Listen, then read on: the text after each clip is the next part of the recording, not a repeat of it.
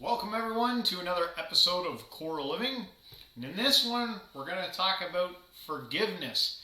Does forgiveness mean forgetting? Or is it just a component that they two kind of like merge into one? Or is it even possible? I'll tell you what I think, and then the crew here, they can postulate. Yes. So what I would say is that yes, I believe that you can forgive big things that have happened to you that have hurt you from others. I think it's obvious by now with enough psychology and studying that forgiveness is healthy, it's good for you. Yes, but a lot of people say, can it really go to the extent that I can forget it? I can stop thinking about this thing? Well, where does the being able to forget come from? It comes from your memories and the significance that you give them. We experience things in our lives that people do to them, and we give them the significance. And so what I'm saying is, I think with enough work in your life, you could possibly train your mind to lose the significance on something awful that someone has maybe done to you in order to better help forgive, to feel better within that situation. Well, what's the thing? What's the saying? That the hardest person to forgive is yourself? That's what they say, right? Okay. I mean, that's definitely true for me. I've done some stuff. Like, I can forgive other people, but I just find that it's very hard to forgive myself based on some of the awful, horrific things that I've done. You guys? Do you feel that way? Forgiving myself? I don't even pay attention to what other people do. But me? Yee! Got some skeletons in the closet, right? Am I right, everybody? Yeah, it would probably be if you had done an action that hurt, others or yourself. It would probably be very hard.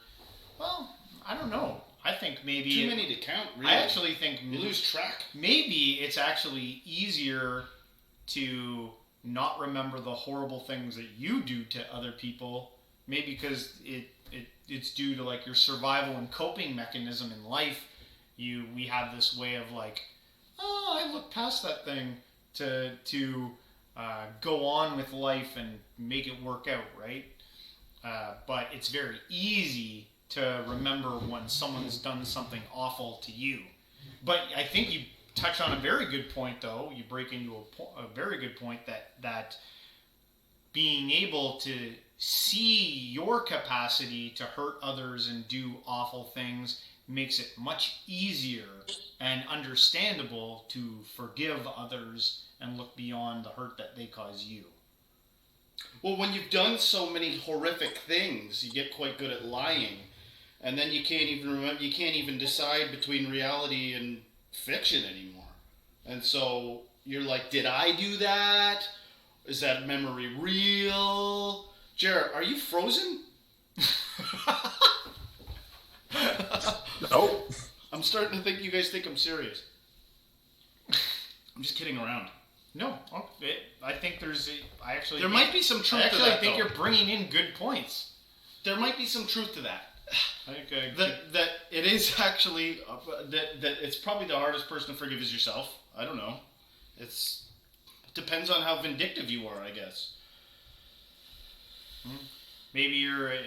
I like what you have to say about the ability to see your own faults, your own ways that you've hurt others is gonna definitely increase your ability to forgive others. If you think you're pretty awesome, it's going to be, I think you're going to struggle on big issues where people have wronged you. But yeah. I don't know, Jared, what do you have to say? I can speak personally. I don't struggle with forgiving myself. That isn't to say that maybe at one point I didn't, but I literally just decided that it wasn't worth it. It wasn't worth it to, and I'm trying to think of an example where it would be a matter of forgiving myself or just beating myself up for shortcomings. Either way, it just became pointless. There's no point, and it doesn't help, and it does no good. And sort of the same deal with forgiving others.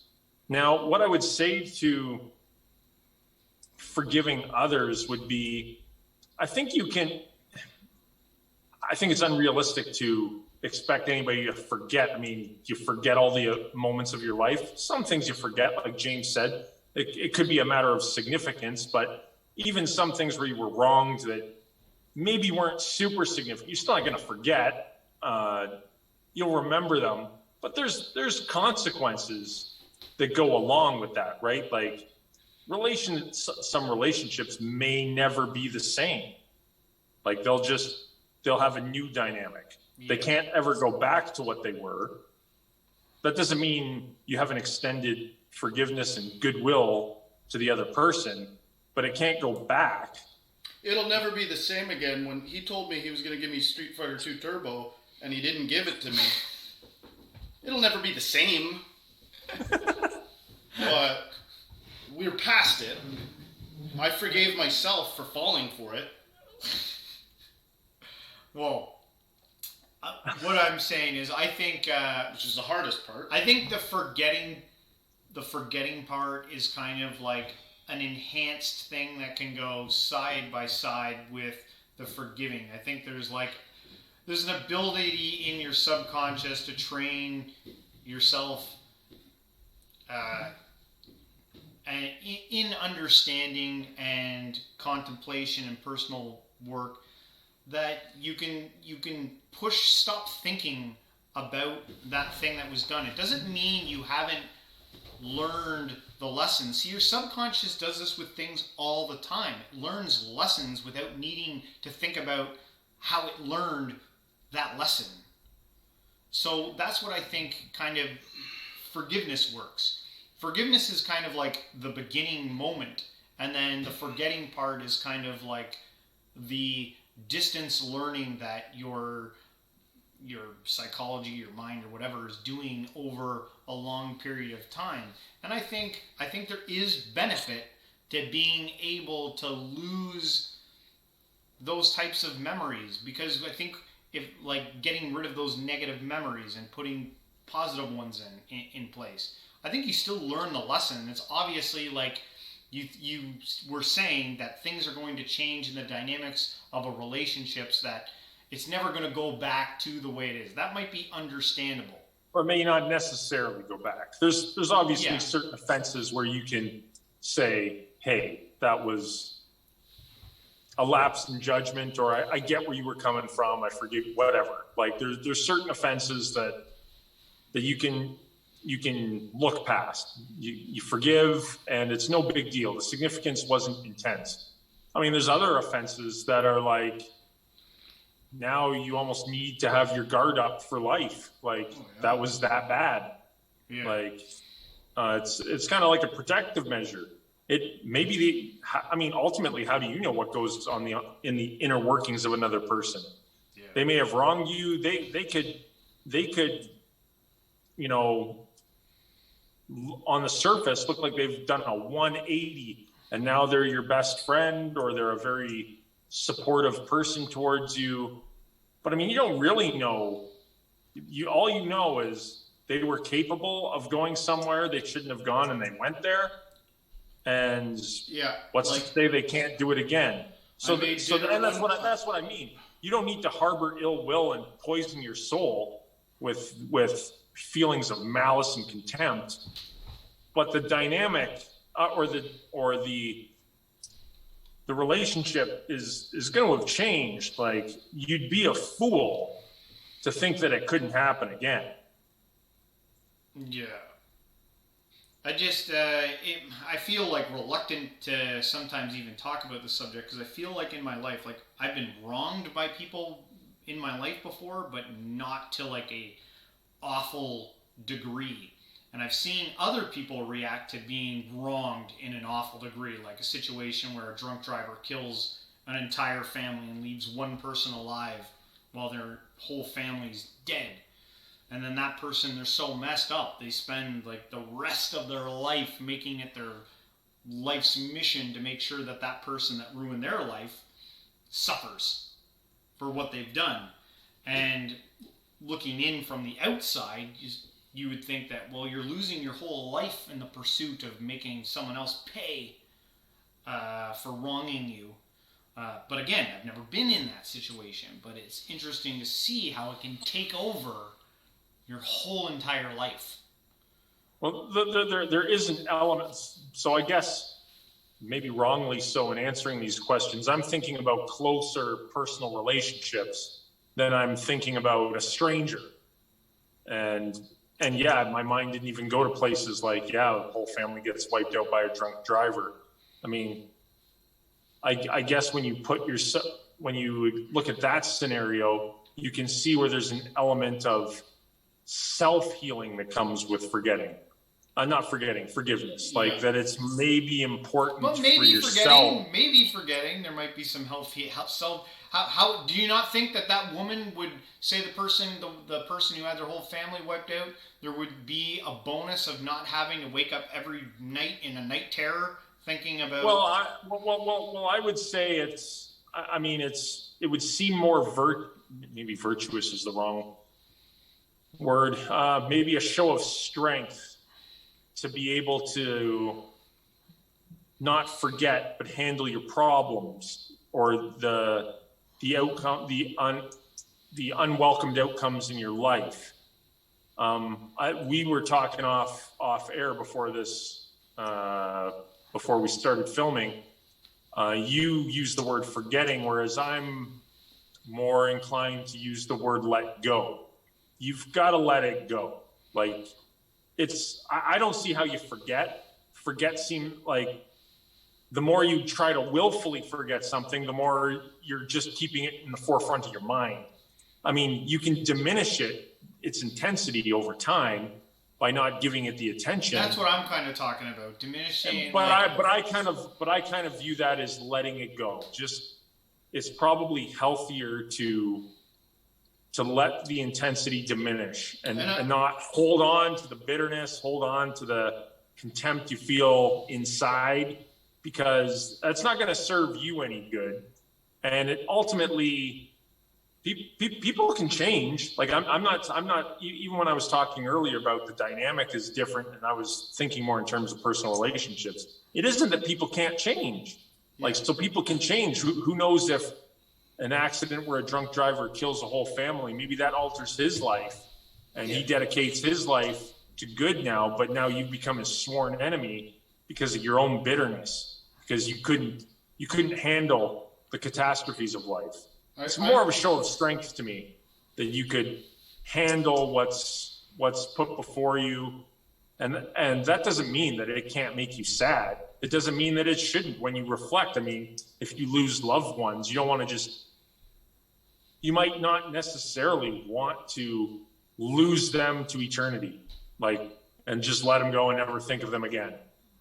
You know, that it's a part of your life. It's a part of your story. Maybe there is some comfort sometimes in shedding a tear in a moment of silence for the people you cared about but being bitter and seeking out, revenge. I like what you said about in terms of thinking of it more as letting go rather than actively trying to forget. You know what I mean? And yeah, I agree that for some of the bigger stuff, forgiveness can oftentimes be, it's one thing if somebody's like, can you forgive me? And you're like, well, I don't, either you can say yes or no, but oftentimes for the big stuff, saying, deciding to forgive someone so that you don't have to be mulling over that issue over and over again, and then letting go. And I think a little trick of letting go can be something like, realizing that when something just happened, it's sort of fresh, and you got to give yourself time to process it a little bit. But to give yourself space to let something go is to kind of let yourself know, humans we're pretty malleable when it comes to being returning to homeostasis. Like, I will eventually go back to normal, so I don't need to put in all this work thinking about the thing, mulling it over and redrudging it up. I can know that my mind will eventually, one way or another, come to terms with this. I will return to feeling normal one day. I will. It's the case for tragedy, and it's the case for good news. I think it's like, if you win the lottery within a year, people usually feel about the same happy as they did prior to winning it, you know? Yeah. And when it comes to relationships and stuff like that, you know, sometimes things just take time. And I do think people can change. Perfect example is, you know, I made dinner one night, and my wife had some of it, and she was like, "You over-seasoned the chicken." And she pushed the plate aside, and so I lost my mind. I slept on the couch for like 2 weeks after that. I forgave her. I did forgive her. And, you know, now she knows that when I make something, she just eats it. She just eats it, whether she likes it or not, politely, you know?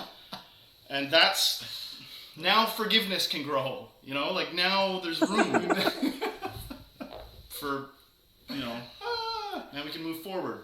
Well, I don't know if we fully solved this issue of, I think we did. forgiving and Good. forgetting. Think so? We got it. We nailed it. I don't know. Let us know. Put a button on it. Write down in the comments whether or not you think it is possible to forget upon the expansion of forgiveness. Let us know. This is a good segue with the smashing the like button and adding comments. I think you need to have a goal on the road to how many subscribers. I've been thinking this. Where are you at? How many subscribers you got? I'm at 62 now. 62? Whoa. Road to 100. I'm going, Road to 100. it's in my goals book is road to 100. Yeah, well, you gotta vocalize So guys, that. I need to get to 100 right now. So come on, subscribe, share with your friends. Let's Share with get a to 100. friend. Maybe I can come up with some type of a reward that I can email my 100th subscriber. I don't know. I'll have to think about it. 100 subscriber gets this tie. Okay, sure. No, All right, it's I'll a head- email, it's a I'll signed email this headshot. tie to my 100 subscriber. No, Signed. you need a signed headshot. Signed Just headshot. A signed tie. A signed Throw the tie in from also. the whole gang. All right. Well, anyway, We'll have to forge Jared's we'll signature. wrap it up here, everyone, on the forgiveness and forgetting. So anyway, until next time, folks, stay spiritual. Stay spiritual. Stay spiritual.